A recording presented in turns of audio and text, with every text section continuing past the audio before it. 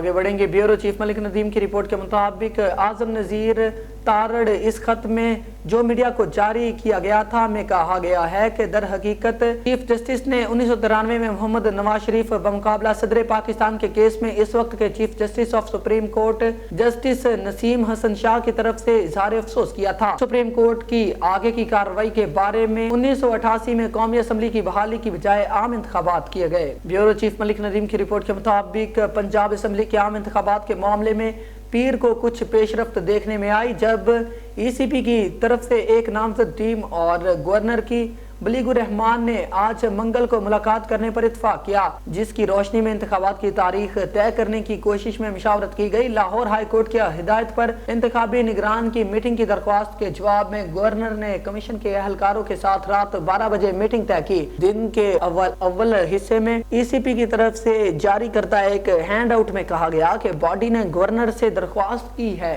کہ وہ 14 فروری کو صوبائی انتخابات کی تاریخ پر تبادلہ خیال کے لیے ایک میٹنگ شیڈیول کریں۔ اس دوران چیف سیکریٹری اور انسپیکٹر جنرل آئی جی پنجاب کو بھی متعلقہ ریکارڈ کے ساتھ اجلاس میں شرکت کرنے کی ہدایت۔ گورنر تک پہنچنے کا فیصلہ چیف الیکشن کمشنر سی ای سی سکندر سلطان راجہ کی زیر صدارت اجلاس میں کیا گیا، جس میں لاہور ہائی کورٹ کے حکم پر عمل درآمد کو یقینی بنانے کے لیے جائزہ لیا گیا۔ ای سی پی کے سیکریٹری عمر حمید اور دیگر اعلیٰ حکام اور اراکین بھی اس موقع پر موجود تھے۔ آگے بڑھیں گے۔ بیورو چیف ملک ندیم کی رپورٹ کے مطابق آئی جی پنجاب ڈاکٹر عثمان انور کا اندرون اور بیرون ملک مفرور اشتہاریوں کی گرفتاریوں کے لیے شہریوں اور پولیس افسران کے لیے پیغام جاری۔ بیرون ممالک روپوش اشتہاری ملزمان کی گرفتاری کے لیے پنجاب پولیس انٹرپول اور ایف آئی اے پر مشتمل لائزمن ونگ کا قائم کر دیا گیا۔ آگے بڑھیں گے۔ آپ کو بتاتے چلے ملک ندیم کی رپورٹ کے مطابق R P O Syed Khurram Ali, commissioner Liaquat علی